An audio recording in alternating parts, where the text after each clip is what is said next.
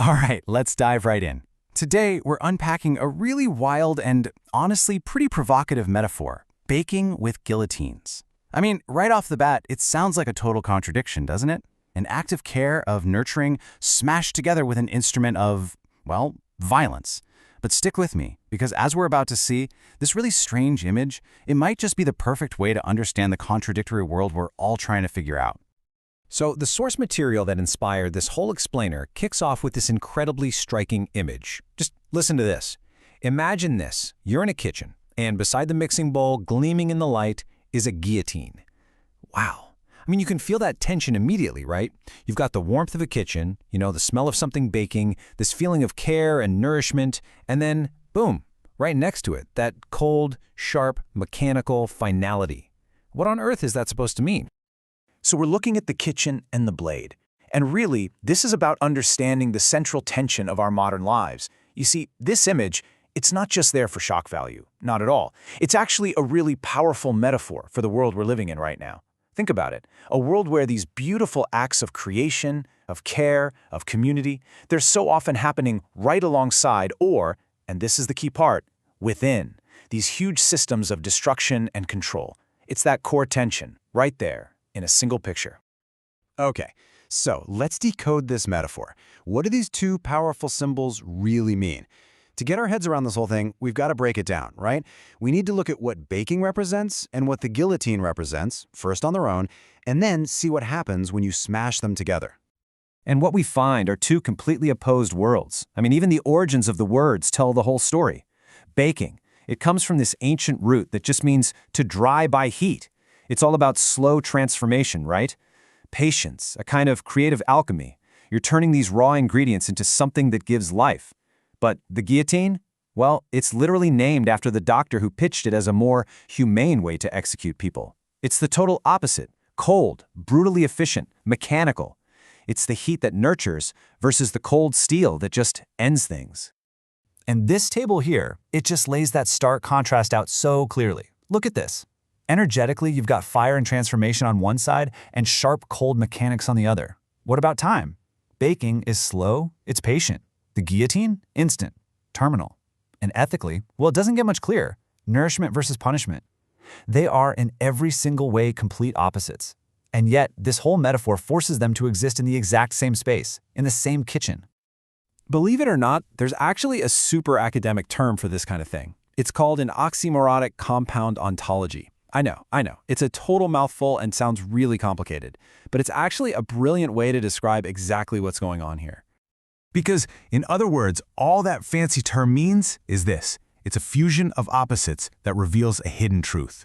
And that's really the heart of it, isn't it? By forcing these two totally incompatible things together, baking and guillotines, the metaphor shows us something we might not want to see, that these giant forces of creation and destruction, well, they aren't actually living in separate worlds. They are deeply and, pretty uncomfortably tangled up together. All right, let's talk about creation under violence. This is about how we produce and care for each other within these massive systems of power. Because you see, this whole thing, it's not just a clever turn of phrase. It's really a lens, a way of looking at the world that helps us understand how we manage to create things and care for each other while living inside these huge and, let's be honest, often violent power structures. And this quote from the source material just nails it. It calls this a metaphor for production under violent conditions, a world where creation itself is complicit in systems of power. Whoa. I mean, think about what that's suggesting. It's saying that in the world we live in today, it's pretty much impossible to create something that's, well, pure. That every single act of creation, even something as simple as baking a loaf of bread, is somehow tangled up in, or even complicit with, the very systems we might think we're pushing back against. So let's look at this idea of a revolutionary kitchen through time. This metaphor, it's got real historical roots, stretching all the way back to the French Revolution. You had bread riots and things like people's soup, which were at the same time acts of nourishment and acts of political defiance. Fast forward to today, and you can see those same echoes in things like community gardens or hunger strikes. The big difference?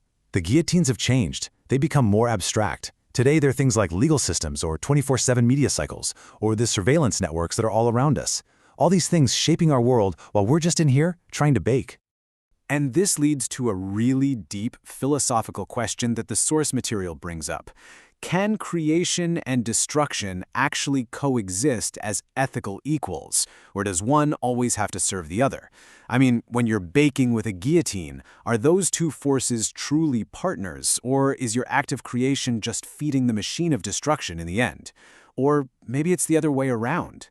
There is absolutely no easy answer to that. Okay, so now for a culinary critique. Let's see how capitalism uses both the oven and the blade. Let's take this big abstract metaphor and apply it to something super concrete and powerful, our economic system. Because you have to admit, if anyone has perfected the art of using both the oven and the blade at the same time, it's modern capitalism. Which brings us to this critical question. How does capitalism commodify both revolution and care? Just think about that for a second. How does a system that's all about profit manage to take something as genuine as caring for someone or as radical as an act of revolution and then package it and sell it right back to us? Well, it turns out capitalism bakes with guillotines too. And here are some examples you've probably seen. Selling revolution-themed cupcakes? That's commodifying dissent.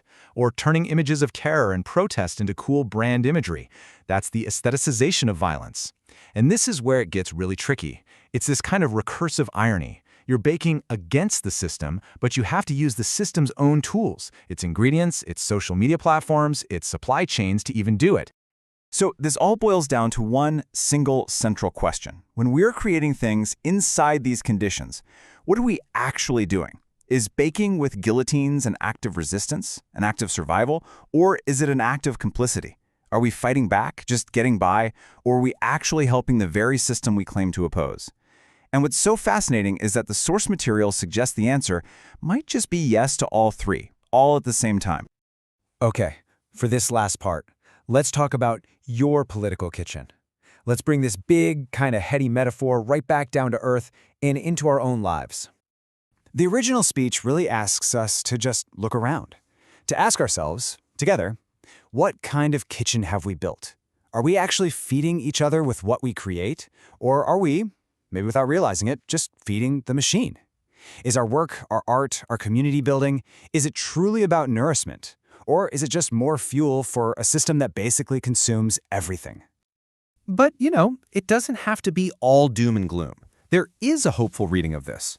What if baking with guillotines isn't about being trapped? What if it's an act of radical reclamation? What if it's about taking the tools of power, the very blades themselves, and turning them towards sustenance? Using what was made to cut to instead help us create.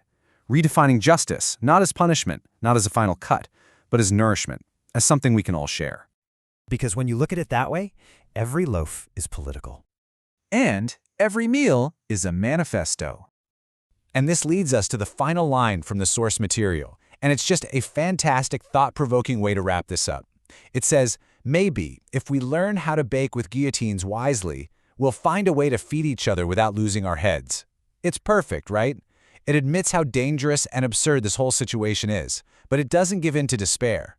It offers a little bit of hope that there's a wise way through this, a way to care for each other, even with that blade hanging over us. So I'll leave you with this final provocative thought to take with you. The next time you create something, I don't care if it's a meal, a spreadsheet, a piece of art, anything. What blades are disguised as tools on your counter? Really think about it. What are you really baking?